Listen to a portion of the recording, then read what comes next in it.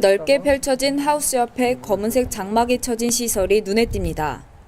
이곳은 면천면 죽동리의 한 마을인데요. 이 시설은 비가 오는 기간 내내 이 빗물을 받아 감을 때나 물이 필요할 때 조금씩 사용할 수 있도록 만들어진 시설물이라고 합니다. 이 시설물은 하우스 옆에 물이 흘러갈 수 있는 작은 배수관을 설치하고 비가 오면 하우스를 타고 흘러내리는 빗물을 받아 모아뒀다가 사용하는 방식의 빗물 활용 시설입니다. 먼저 비가 내리는 동안 하우스 옆 배수관을 통해 모인 빗물을 빗물 저장 탱크에 1차적으로 저장해 놓게 됩니다. 이렇게 모아진 빗물이 탱크를 거의 채울 때쯤 빗물 저장고에 옮겨 담게 되는데요. 각각 떨어져 있는 하우스의 특성상 따로 흘러내리는 빗물을 한 번에 빗물 저장고에 모이도록 하기에는 어려움이 있어 두 번에 나눠 물을 저장하고 있었습니다.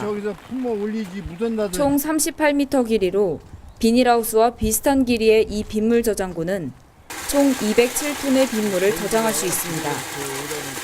깜깜한 내부는 물에 이끼가 자라지 않도록 하기 위함인데요. 여름이 되면 찾아오는 높은 온도와 검은색 천으로 뒤덮여 있는 저장고의 특성 때문에 내부의 온도가 올라갈 수 있어 환풍기 시설도 갖춰져 있습니다. 이 시설을 설치해 사용하고 있는 한상현 씨는 빗물 활용 시설 덕분에 가뭄에 대한 걱정을 덜었고 앞으로 많은 도움이 될 것 같다는 기대감을 나타냈습니다. 이 빗물 활용 시설을 통해서 앞으로 얻어지는 기대 효과가 있다면 어떤 게 있을까요?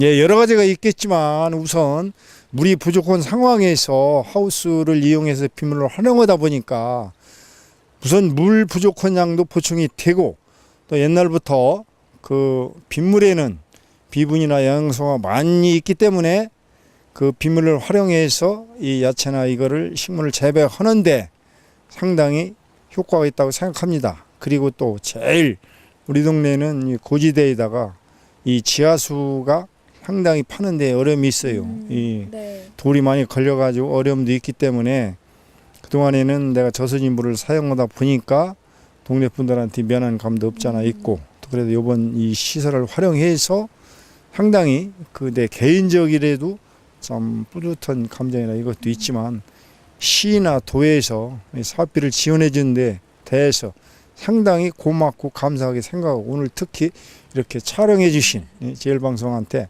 고맙다는 인사를 드리겠습니다. 예, 고맙습니다. 또한 빗물은 지하수와 달리 많은 영양분을 내포하고 있으므로 작물을 재배하는 데 중요한 역할을 하는데요.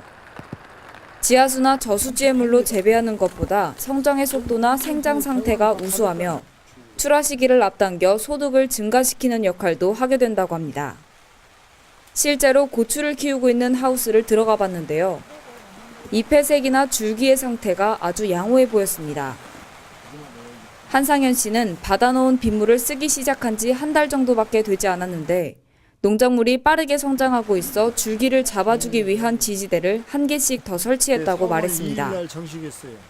현재 빗물 저장고를 이용하는 한상현 씨의 하우스는 총 8동, 900평에 달하는 크기인데요.